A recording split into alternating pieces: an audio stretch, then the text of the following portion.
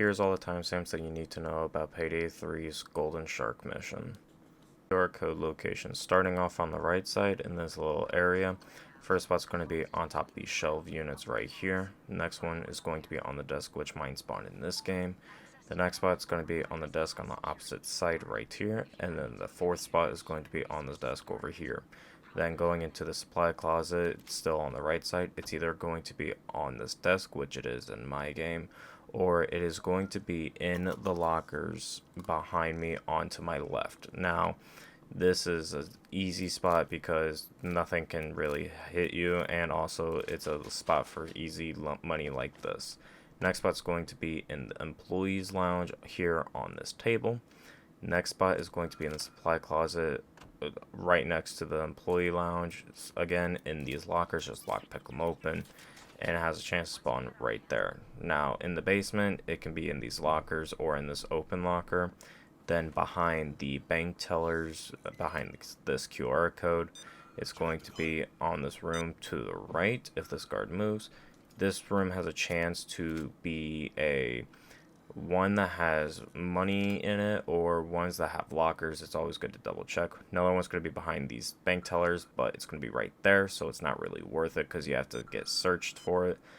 The next spot is going to be in this bathroom, either on the sink or on the table. The final spot's going to be in this HR room, somewhere on these desks. Red key card location. So if you hack into the HR computer, it'll actually give you the room and name of the person that it is. First one's going to be in the bank tellers. Next spot's going to be on the right side in the far corner next to the employees lounge. Next spot's going to be right next to the supply closet on the right side, which you can see their nameplates on the outside.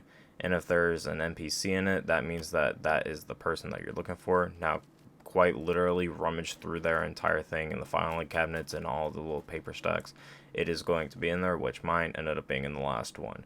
So then you're just going to take that red key card and go all the way to the little marker point right over here, which this is going to unlock the upstairs area for you. Now heading upstairs, you can actually access this keypad, and there is actually an unlimited amount of times that you can actually use on this. It takes about 45 seconds per attempt, so be careful of that, but you can just brute force it if you really wanted to. Now for the blue key card, it's actually going to be on the bank manager. He's going to look like this, and he's always going to be wandering around the map. Server room locations. Now it's going to be on the left side of the manager's room, right in this room right here.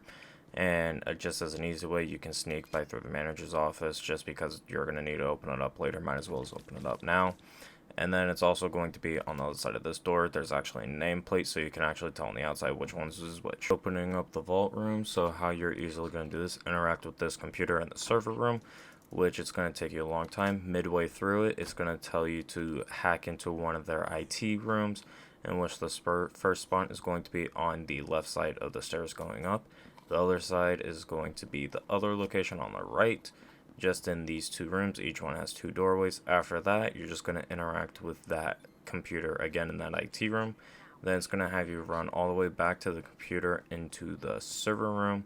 Now be careful because a civ can walk in and out of this room, so always be aware of that. Interact with it, and then after you are done, just interact with it again, and then it's going to give you obviously your 4 digits. After you get those, just obviously put in the correct numbers, and you should be able to get inside the vault room with no big issues. Now in the vault room, this one's going to be tricky because there's always a guard that's roaming around, and then this camera that is always very finicky with me whenever I actually have to hack it. One thing I suggest is bringing in micro cams just so you can easily watch this box over here. And so what you're going to first do to unlock those lasers is you're going to interact with this box after I stop getting observed, but just quickly interact with it or activate it. And it's going to give you colors that you're going to have to do in order. So on the little panel, it shows white right here. Here's one of the spawns for the little boxes. You're going to flip the white switch, and then with the microcam, if you zoom in onto the little pad that tells you the colors, you can go across the map and it tells you exactly what you need, so you don't have to come back here every single time. So that tells me green. And FYI, all these boxes are on the top floor, so you don't have to worry about the entire bottom floor. And now this guard right here, this guard is always going to be glitched and has always been glitched for me, where he just stands here. Nothing really procs him to get out of it and like actually like roam around the map. So for if you're doing maskless, perfectly easy. Just bait yourself, because since this is a private area, they're just going to lead you out of the area.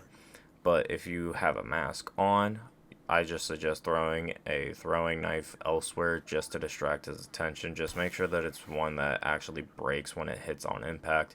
Just because then if it doesn't, then they're immediately going to go into searching mode, and then you're probably going to get you're going to fail the mission. And then after that, hit the right switch, and then for the last one right here is green.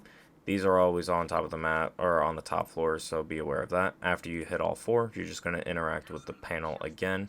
Then it's going to have you come to the manager's room, just hack his computer, shouldn't take but a couple seconds, interact with it again, and then you're going to give him, like, I believe it's either a 30-second or a minute-long timer to interact with that computer and to have the blue key card to actually unlock the vault door. Now, with this camera, as you can see in this gameplay, I hack it, and then it's supposed to last until I am done with it. So as soon as I hit this, it turns off, and it makes no sense, and I actually almost lose right here. Now, once you open up the vault, there's the roaming guard inside the vault room is going to immediately go in there. Or sometimes for some people it's going to take a while. He's going to call it in, and it's going to immediately put the rest of the mission into searching mode, which means you cannot mess up a single time. So after it goes in searching mode, I suggest putting or disabling the camera guy. Just make sure you change his stance before you pick up the bag, just so the cameras aren't a big deal to you anymore.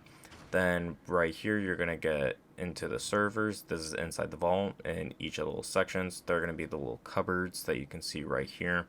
First one's on the right, middle, and left side. This one ended up just having the server for me. And then for the final location, obviously it's going to be right here. Fairly simple to know because it has little markers on it. Should be fairly easy. Another thing to be aware of is if you do bag up loot in the vault, the guard can actually walk in and out of the vault. Just because it's on searching mode, obviously all guards that are roaming turn into like crazed maniacs, and they decide to look at the entire map trying to look for who's actually robbing them.